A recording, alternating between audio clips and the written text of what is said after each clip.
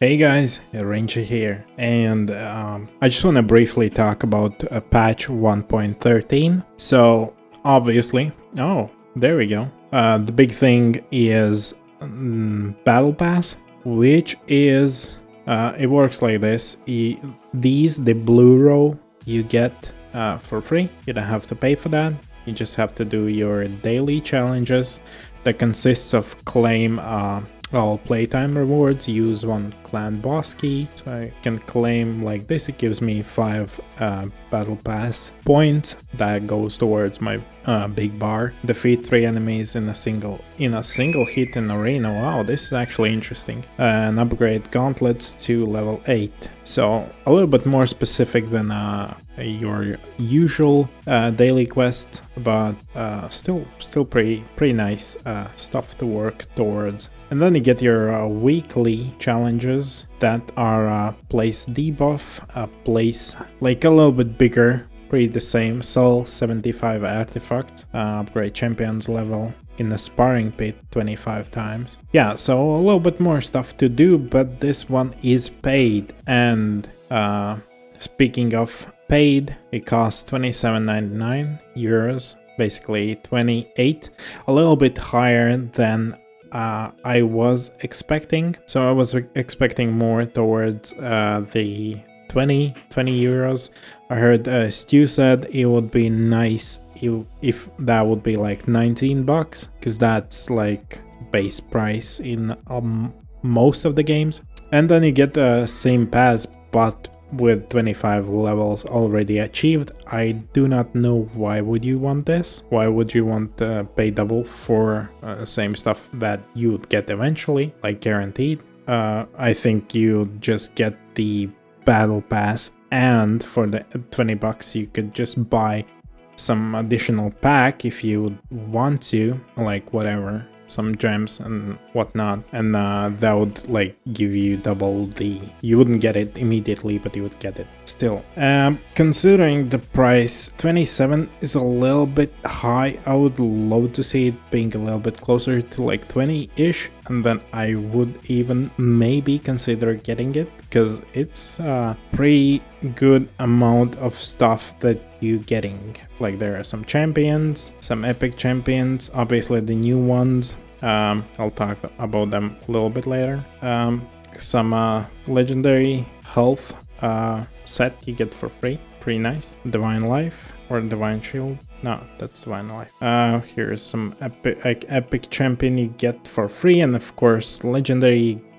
It's in a paid version. A lot of energy refills, some glyphs, a lot of shards, a lot of gems, XP boosts, and whatnot.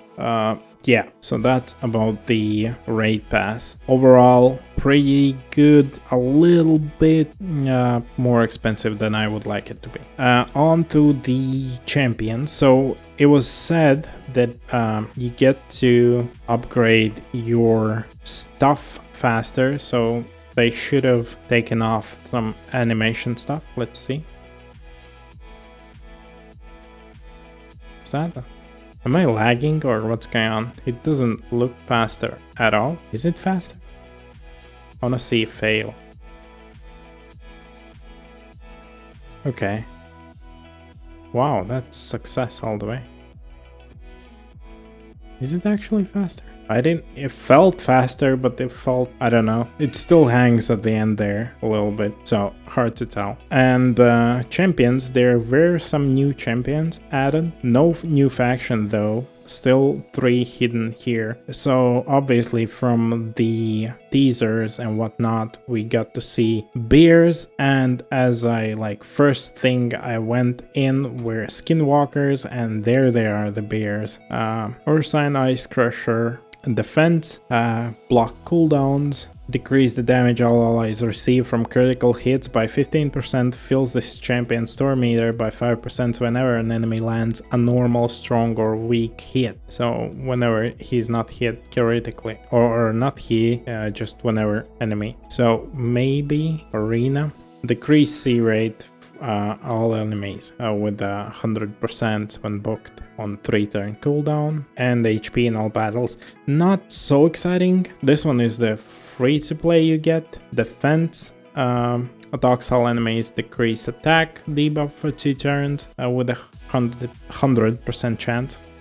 Decrease attack if targets is under. So decrease turn meter by 5% if targets are under a decrease attack. And then 35% chance increasing the cooldown on enemy. And each hit has a 50% chance to decrease the target's turn meter by 7.5. So a lot of accuracy would be needed, like a lot of turn meter and debuffs on this. Also defense. All these attacks scale from defense. I think this was it. Then there was one that I actually liked, and he's Stag Knight. Pretty cool looking overall, like really nice. Epic support. Decrease speed, attacks one enemy 2 times, each hit has 30% chance, placing 30% decreased speed. Not bad on auto, but what I did like, attacks all enemies, has a 70% chance, 100 when booked, to place 60% decreased defense and 50% decreased attack. So basically he is like Tyrell, decrease attack, decrease defense and decrease attack. It will play sleep. So Tyrell is a little bit better because he has some turn meter like reductions. I think Tyrell is still, but we will have to see like these big YouTube whales to get him and like actually like gear him out. Places a 50% increase accuracy buff on ally for 1 turn. So on one ally, each time the ally has debuff resisted by an enemy. So interesting skill kit, definitely for support. Pretty high base speed, 107. That one I liked because of that double debuff skill. What else was there? Let me remember. Oh yeah, then there was this I think Night Revenant's defense. Obviously also the guy from teasers, screenshots, whatnot. Verlim Frost King. At first I thought that it would be just a reskin of Ice Golem, but it is not so. So he's a legendary. Attacks when enemy has 30% chance of placing freeze debuff for 1 turn. Place a perfect whale buff on the ally with the lowest HP for 1 turn if the freeze debuff is placed.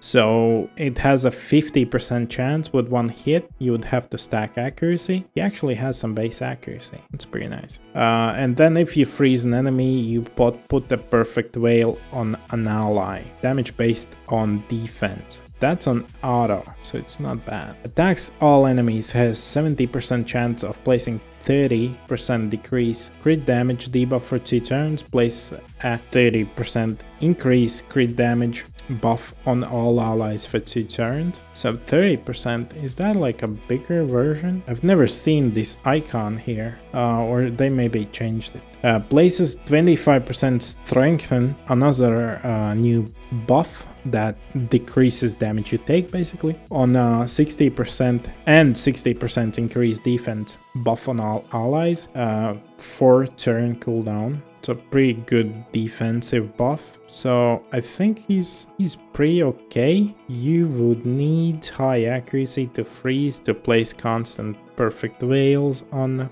an allies.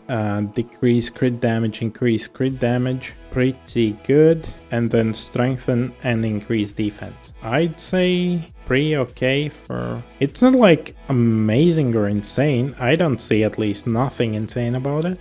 3 turn cooldown for 2 turns. And then this one is for 4 turns. And 30% defense in arena. He's void, obviously, so that may be good. Other than that, there were some rares, I believe. So who's this? Undead Hordes attack. Some frost theme going through. Attacks one enemy, 40% chance placing 5% poison for 1 turn. 50% when booked. On auto, pretty good. Attacks one enemy has 75% and 100 when booked.